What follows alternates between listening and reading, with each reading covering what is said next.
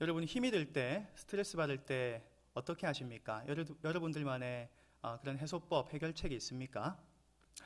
제가 청년 때에 수련회 갔을 때 한 나눔지가 있었습니다. 그 질문 문항에 각자 자기의 그 글을 적어서 그 조언들과 함께 나누면서 삶을 돌아보는 시간들이 있었는데요. 이런 질문이 있었습니다. 당신은 스트레스 받거나 고민 있을 때 어떻게 하십니까? 당신만의 해결책이 있습니까? 이런 질문이 있었습니다. 제 옆에 있는 그 형은, 교회 형은 아주 명료하고 간단하게 답을 적었더라고요. 뭐라고 답을 적었냐면 잔다 이렇게 적어놨더라고요. 자기만의 스트레스 해소법은 그냥 잔다. 굉장히 그걸 보면 좀 충격을 받았습니다. 참 편하게 산다. 참 인생 편하게 산다. 인생 참 행복하겠다. 이런 부러움과 동시에 조금 이해가 되지 않는 그런 말이었던 것 같습니다. 스트레스 받으면 잠이 잘 안 오지 않습니까? 그런데 그 교회 형은 오히려 스트레스를 잠으로 극복하는 위대한 능력을 가졌다는 생각이 들었습니다. 자신만의 그런 어려움을 극복하는 그런 해결책, 그런 방법들이 있을 것 같습니다. 제가 군대를 아주 최전방에 다녀왔는데 공기가 너무 좋더랬습니다. 그래서 야간 근무를 나가면 하늘을 탁 보면 별이 너무나도 선명하게 보였습니다. 제가 고향에서 이 부산에 살았는데요. 부산에서는 그렇게 선명하게 별을 보지 못했는데 그 맑은 공기, 그 최전방에서 별을 야간 근무할 때 바라보면서 그 군대가 또 고단하고 힘들고 외롭고 또 힘들지 않습니까? 그 상황 가운데서 그 하늘을 보며 정말 그 쏟아지는 별을 보며 또 많은 위로를 느꼈던 것 같습니다. 노래 가사 중에도 이런 노래 가사가 있죠. 힘이 들 땐 하늘을 봐. 이런 노래 가사가 있더라고요.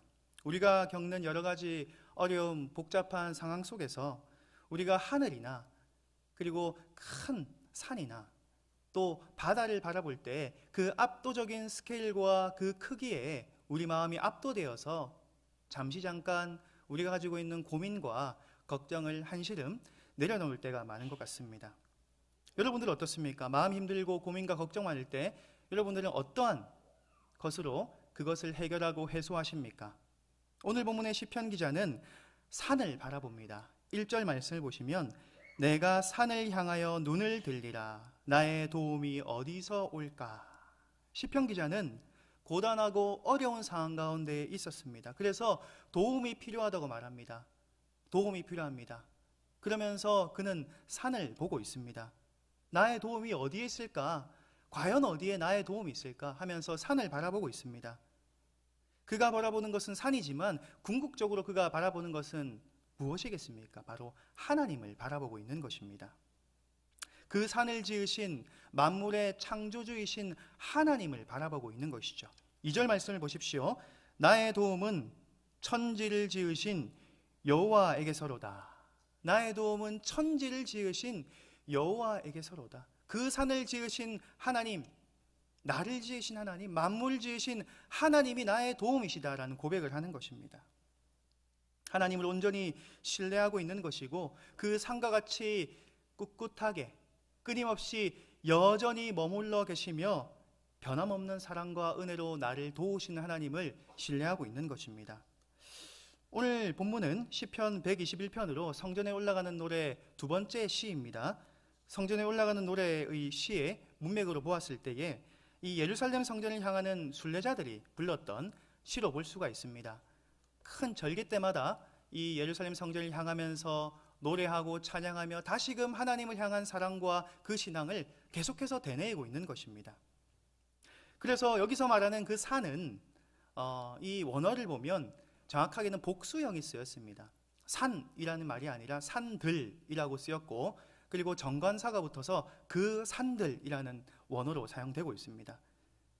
그 특성을 봤을 때 이 정관사 그 산들이라는 것은 어떤 특정한 산을 가리키는 것으로 볼 수 있고 이 시편 기자가 바라본 산은 바로 이 예루살렘 성전을 향하며 볼 수 있는 그 시온산을 가리키는 것이죠. 하나님의 거룩한 산, 하나님의 산 시온산을 바라보며 나의 도움이 어디 있을까? 천지를 지으신 여호와 하나님께 있다라는 고백을 하고 있는 것이죠. 그런데 우리가 눈여겨볼 만한 것은 3절부터 주어가 바뀝니다. 1절과 2절에는 내가, 나의, 내, 나 라는 그런 주어가 사용되고 있는데 3절부터는 어떻게 사용되는지 보시기 바랍니다. 너를, 그 대상이 바뀌고 있는 것을 볼 수 있습니다.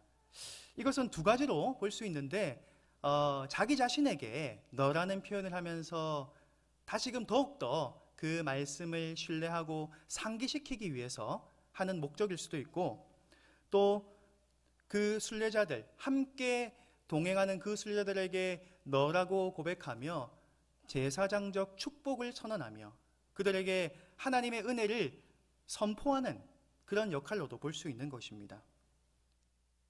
둘 중 어떤 목적이든 오늘 시편에서 나에서 너, 그리고 우리로 확대되는 그런 흐름을 가지고 있는 것은 사실인 것 같고, 그리고 보시면 그 홀수절과 짝수절이 반복되어 그 내용이 사용되는 것을 볼 수가 있습니다. 홀수절에서는 하나님 향한 신뢰와 그 믿음을 고백한다면, 짝수절 2절, 4절, 6절에서는 그 홀수절에서 고백했던 그 신뢰를 더욱더 증폭시키고 강화시켜 나가는, 화답하는 그런 고백이 보여지고 있는 것입니다. 그래서 아마도 이 시편은 이 예루살렘 성전을 향하는 그 포로기 이후에 이스라엘 백성들이 함께 귀환하는 성도들이 홀수절과 짝수절을 함께 노래하며 찬송하며 화답하며 번갈아가며 나와 너와 우리가 함께 하나님을 고백하는 그런 축복된 성전에 올라가는 노래, 그런 시편으로 볼 수가 있는 것입니다. 어떻습니까? 산을 향하여 눈을 들고 도움을 갈구하는 그 시편 기자, 과연 그들에게만 도움이 필요할까요? 우리 모든 인생에게는 도움이 필요한 인생이 아니겠습니까? 하나님을 바라보지 않는다고 해서 도움이 필요 없는 인생이 아닙니다. 하나님을 바라보지 않을 뿐입니다. 모든 사람에게는 동일하게 하나님의 도움이 필요하고 하나님의 지켜주심과 보호하심과 하나님의 그 섭리가 필요한 것인데, 그것을 바라보는 사람이 있고 도움이 필요함에도 불구하고 그것을 바라보지 않는 사람이 있을 뿐입니다. 모든 사람은 하나님의 도움이 필요한 것입니다. 그 시편 기자는 어떤 어려움을 호소하고 있습니까? 6절 말씀 한번 보시기 바랍니다.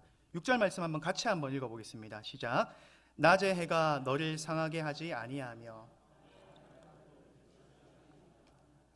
아멘. 그 시편 기자가 겪고 있는 어려움을 낮의 해와 밤의 달로 표현하고 있습니다. 이 팔레스타인 지역은 햇볕이 굉장히 강력합니다. 그래서 한낮에는 혹독한 열기를 뿜어내고 때로는 화상을 입을 수도 있습니다.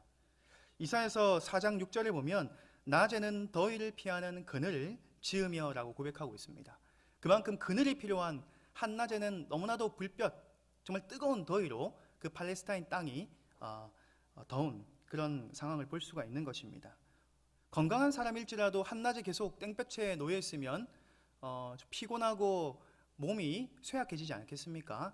하물며 몸이 문제가 있고 또 여러 어려움과 스트레스 가운데 있는 사람이라면 그 햇볕에 노출되어 있다는 것이 얼마나 그에게 고통스럽고 또 얼마나 위험한 일이 되겠습니까? 오늘 본문에 낮의 해가 너를 상하게 라고 말을 하고 있는데, 여기서 말하는 상하게라는 원어는 낙하라는 히브리 원어로 치다, 때리다, 공격하다라는 말을 하고 있습니다. 그러니까 낮의 해가 너를 상하게 하다라는 그 말은 낮의 해가 너를 치다, 때리다, 공격하다라는 그런 의미를 가지고 있는 것입니다.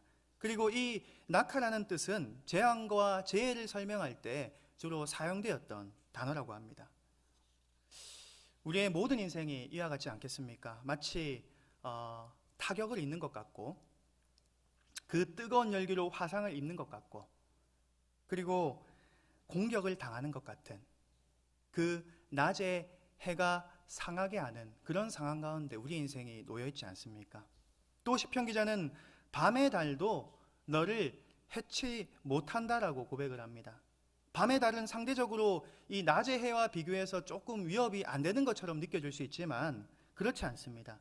이 밤의 달은 밤의 모든 어려움을 대표하는 것입니다.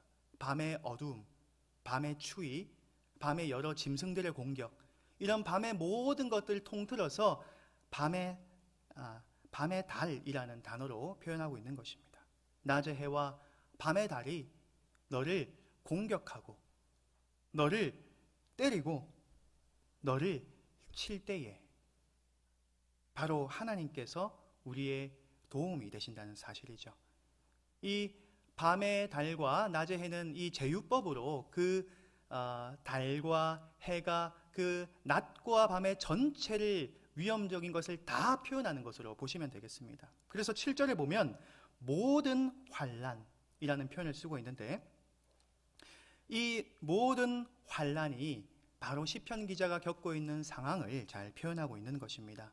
우리 삶에서 뜨거운 태양볕과 같이 속이 타고 화나고 분노가 일어나고 붕괴한 적 있지 않습니까? 밤의 어두움과 같이 쓸쓸하고 외롭고 비참한 순간, 정말 한없이 우울한 순간이 있지 않습니까? 하지만 감사하게도 오늘 말씀을 보시면 5절에서 하나님께서 내 오른쪽에서 내 그늘이 되어주신다라고 하십니다. 사랑하는 성도 여러분, 우리가 온갖 추위와 온갖 그 어두움과 그 땡볕과 같은 더위와 그 열기 가운데서 우리의 그늘이 되어주셔서 우리의 오른편에 앉아 계신 하나님의 도우심으로 진정 우리를 지켜주시는 하나님을 온전히 경험하시는 복된 성도님 되시길 바랍니다. 이 오른편은 힘과 권능을 상징합니다. 하나님께서 큰 권능으로 뜨거운 햇살을 막아주시는 것입니다. 하나님께서 햇볕을 막아주는 그늘이 되어주시는 것입니다. 달빛도 우리를 해치 못하도록, 그 밤도 우리를 해치 못하도록 늘 깨어서 지켜주신다는 말씀이 바로 오늘의 말씀입니다. 오늘 본문에서 가장 많이 등장하는 동사가 무엇인지 아십니까? 한번 살펴보시기 바랍니다. 제가 시간을 드리겠습니다. 네, 다 드렸습니다. 네, 바로 지키신다는 말씀입니다. 하나님께서 지키신다, 이 동사가 오늘 본문에 6번이나 등장하고 있습니다. 3절과 4절과 5절과 8절에 한 번씩 등장하고 있고 7절에는 2번이나 등장합니다. 이 지키신다, 지키신다, 지키신다, 이 말씀이 6번이나 오늘 본문에 시편 121편에 등장하는 것입니다. 여기서 지키다는 그 원어 샤마르라는 용어인데, 지키다 외에 어떤 의미를 가지고 있냐면 보호하다, 두다, 행하다, 이런 의미를 가지고 있습니다. 관리하다, 이런 뜻도 가지고 있습니다. 하나님께서 고난 가운데 있는 우리를 보호하고 또 자기 일을 행하시며, 당신의 일을 행하시며 우리를 안전하게 두시는, 안전하게 보호하시고 안전한 곳에 두시는 하나님이심을 신뢰하시길 바랍니다. 오늘 본문의 시편 121편에 지키신다는 말씀이 6번이나 등장하는 것을 기억하시기 바랍니다.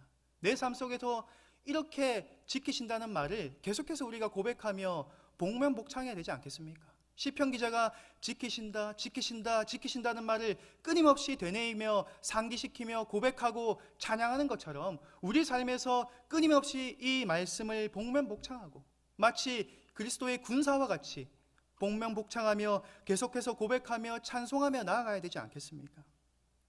주님 나를 지켜주신다.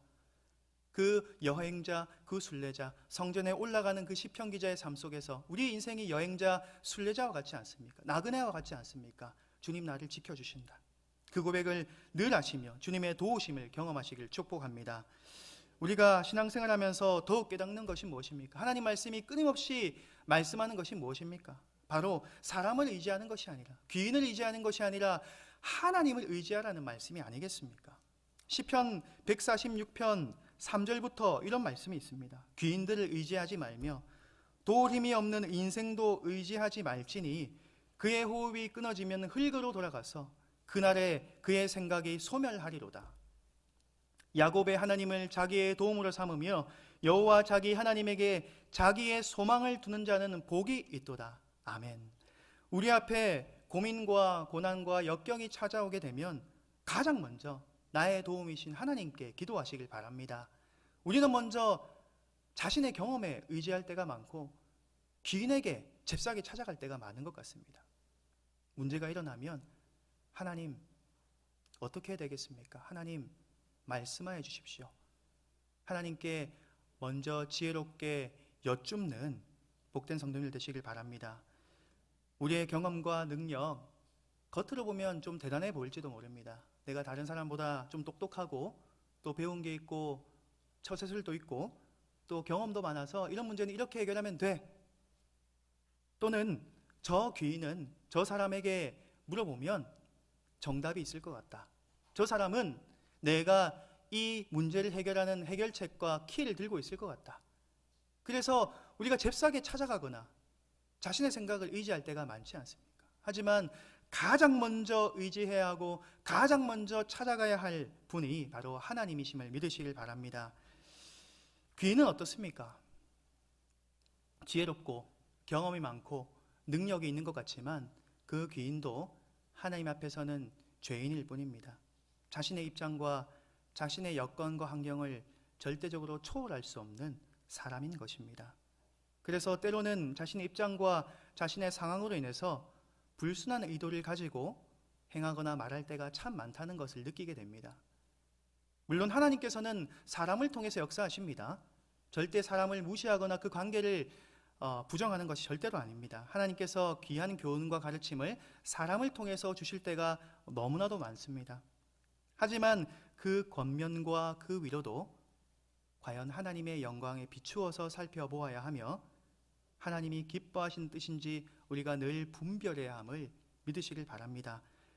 때로는 하나님의 그 완전하신 뜻, 온전하신 뜻을 우리의 경험과 우리의 의와 욕심으로 인해서 마치 흐려진 것 같이 불투명하게 우리가 볼 때가 있지 않습니까?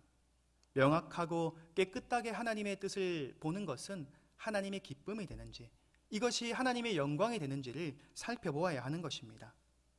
아주 무서운 것은 우리가 다른 사람들과 이런저런 이야기를 주고받고 그것이 진리인 것 마냥 스스로 그것을 정리해서 신념으로 가지고 살아간다면 굉장히 위험할 수 있습니다.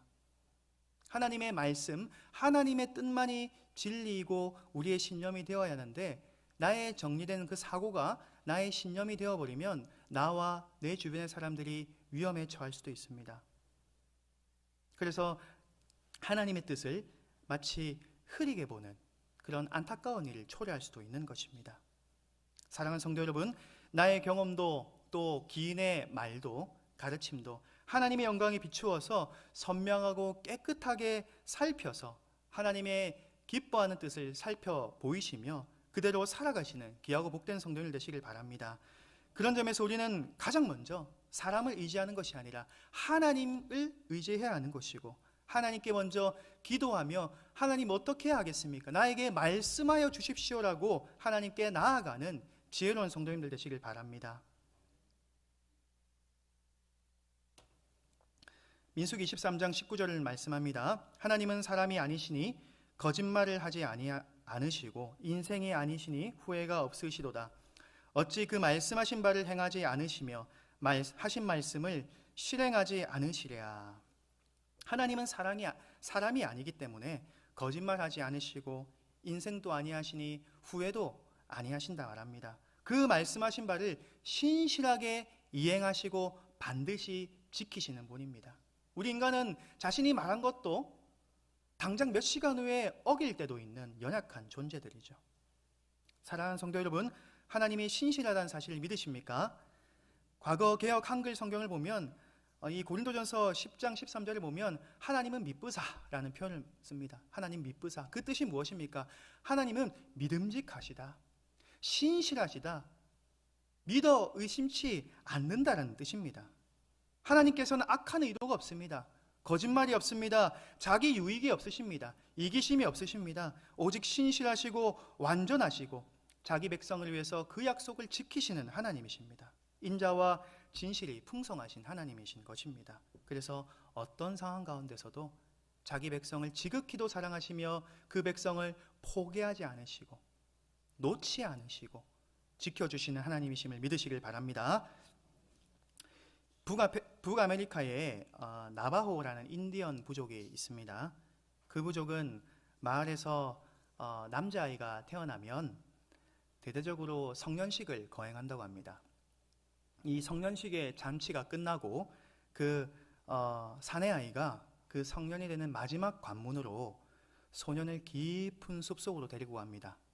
그래서 깊은 숲속에 나무에 그 사내아이를 묶어 놓습니다. 그 상태로 밤새도록 새벽까지 이렇게 그 고독한, 그 무섭고 추운 밤을 보내야 하는 것입니다. 숲속에 밤이 되면 사나운 맹수들이 돌아다니지 않습니까? 얼마나 위험합니까? 그런데 이 나바호 부족은 그렇게 성년식을 한다고 합니다. 그렇게 성년식을 거쳐야만 전쟁에 나갈 수 있는 그런 군사로, 남자로, 대장부로 쓰일 수 있다고 보는 것이죠. 그런데 신기하게도 그 나바호 부족의 이 청년들 중에 아무도 맹수에 잡아먹힌 사람이 없다고 합니다. 왜 그럴까요? 왜 그렇겠습니까? 왜냐하면 그 답은 그 소년의 아버지가 아들이 보이지 않는 곳에서 밤새도록 그 아들을 지키고 있기 때문입니다. 그 아버지는 그 소년이 보이지 않는 나무 뒤에 숨어서 화살통에 화살을 가득 채우고 맹수들을 향해 맹수가 언제든지 그 아들을 공격한다면 그 아들을 지켜주는 아버지가 있기 때문입니다. 그 아버지는 어떻습니까? 긴장 가운데서 밤을 지새겠죠. 그 아들은 자신이 버려진 것 같고 정말 무섭지 않겠습니까? 그런데 그 아버지는 떨면서 땀을 흘리면서 그 화살통에 활을 만지작거리면서 아들을 끊임없이 지키고 보고 또 응시하고 있지 않겠습니까?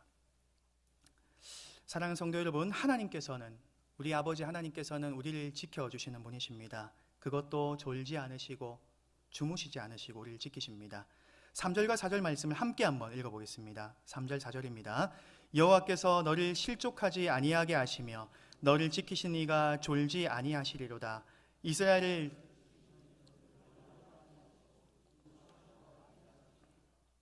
위에 나바오 인디언 부족들이 그 아들을 지키는 아버지도 아들을 향한 마음이 얼마나 위대합니까? 그 아버지가 아들을 향한 그 사랑과 끈기와 인내가 밤새도록 이어지는 것처럼 하나님께서 우리를 이렇게 지켜주시는 것입니다. 너를 실족하지 아니하게 하시며 하나님 졸지 않으시고 주무시지도 않고 끝까지 너를 책임져 주시고 너를 지켜주시는 분이시다. 여러분, 우리 이 부모가 자식을 사랑하는 그 마음을 보면 하나님 아버지의 사랑을 우리가 조금 알 수 있지 않습니까? 얼마나 자식을 위해서 내 생명을 바칠 수 있을 만큼 자식을 지극히도 사랑하지 않습니까? 그 어머니가 그 아들을, 그 자녀를 사랑하는 그 마음을 보시기 바랍니다. 노심초사 그가 먹고 넘어지고 혹시나 다치지 않을지 얼마나 어머니가 그 자식을 위해서 끊임없이 희생하고 봉사하고 사랑을 주고 있습니까? 그 부모가 자식을 사랑하는 것을 보면 하나님 아버지께서 우리를 사랑하시는 것이 얼마나 위대한지를 볼 수 있는 것 같습니다. 특별히 저는 부성애보다는 모성애가 더 강한 것 같습니다. 제가 아버지가 돼 보니까 부성애는 모성애에 비하면 정말 좀 부족하다는 생각을 많이 하는데, 우리 인간의 부성애와 모성애는 어쩌면 실수도 있고 부족함도 있고 연약함도 있습니다. 맞죠? 그 나바오 부족의 인디언 부족의 아버지가 아들을 지킨다고 하지만 그 육신의 연약함으로 인해서 졸 수도 있지 않겠습니까?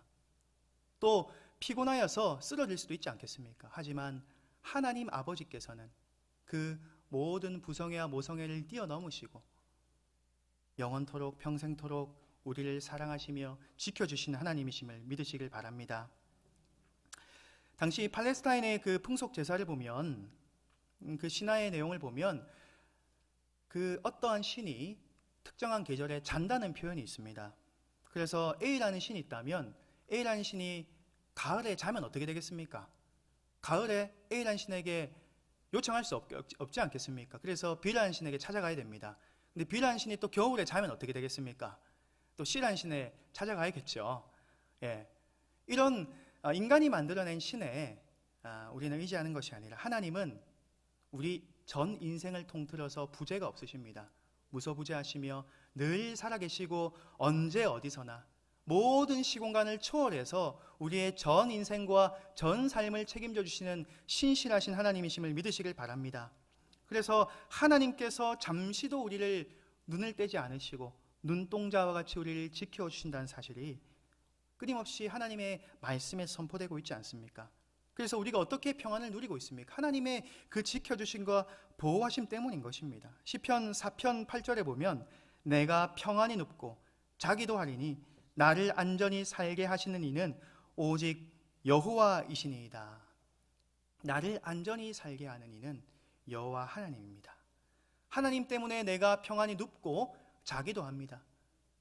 우리가 어떻게 마음의 안정을 얻고 잘 수 있고 평안히 누울 수가 있는 것입니까? 하나님께서 우리를 보호하시기 때문에 가능한 것입니다.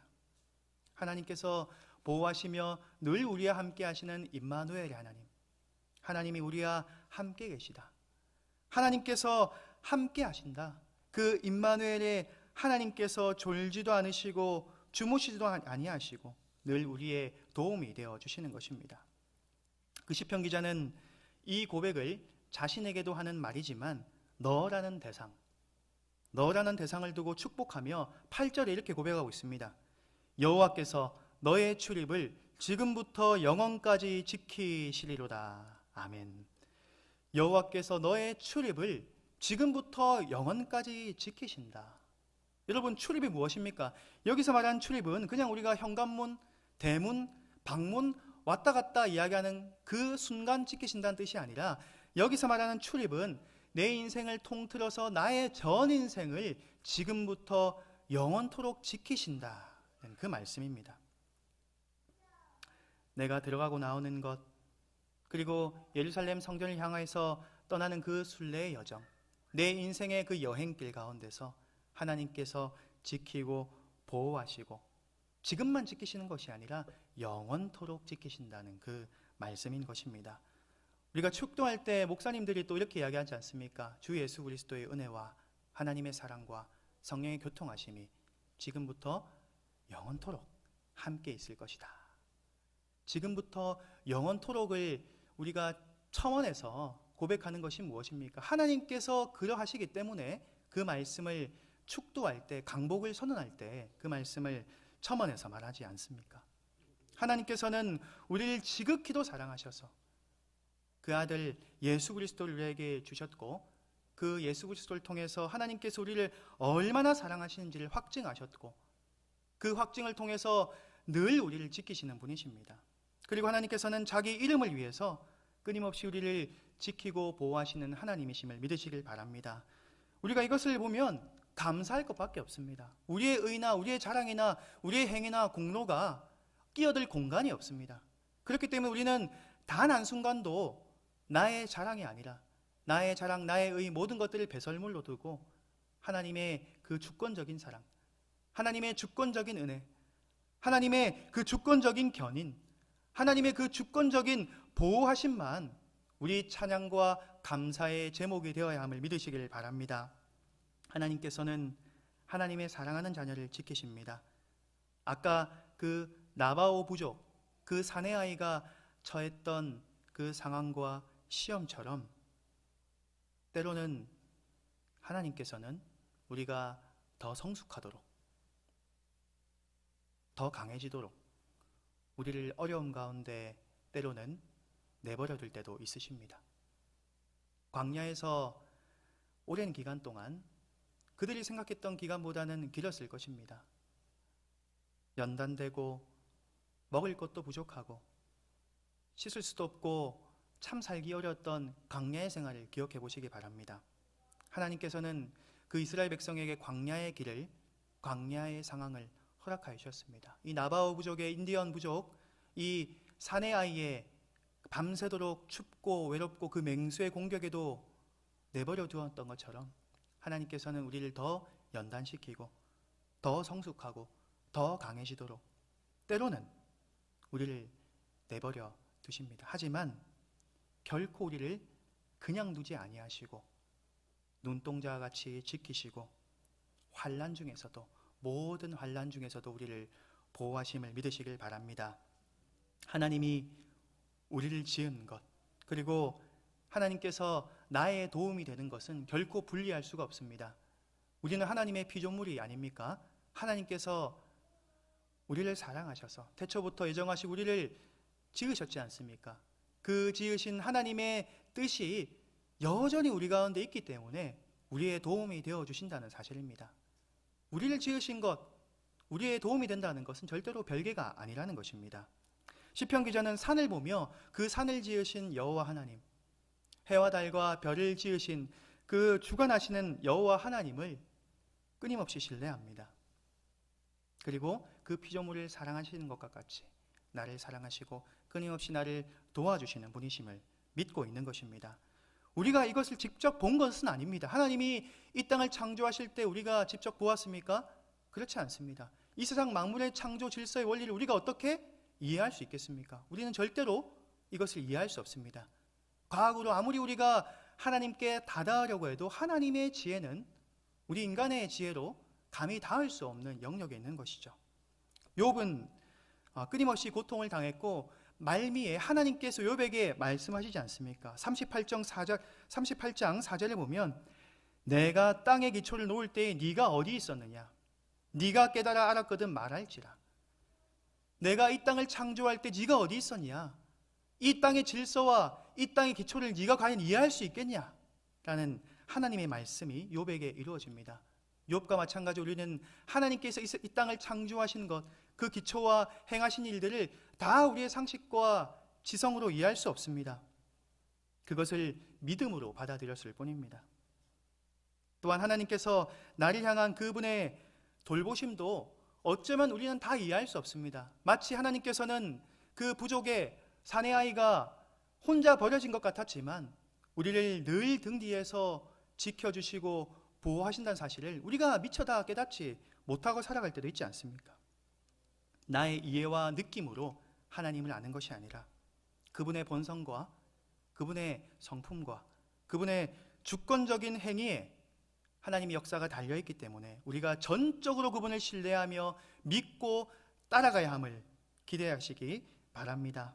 우리가 창조를 고백하면서 동시에 하나님이 나를 끊임없이 지키신다는 사실을 기억하시고 하나님의 지으심을 받은 나는 더 이상 고아가 아니라 아버지 하나님께서 나의 아버지가 되어주셔서 나의 모든 환난 가운데서 나의 도움이 되시고 하나님께서 하나님의 사랑으로 끊임없이 나를 돌보고 지키신다는 사실을 믿고 고백하시며 살아가는 지혜로운 성도님들 되시길 바랍니다.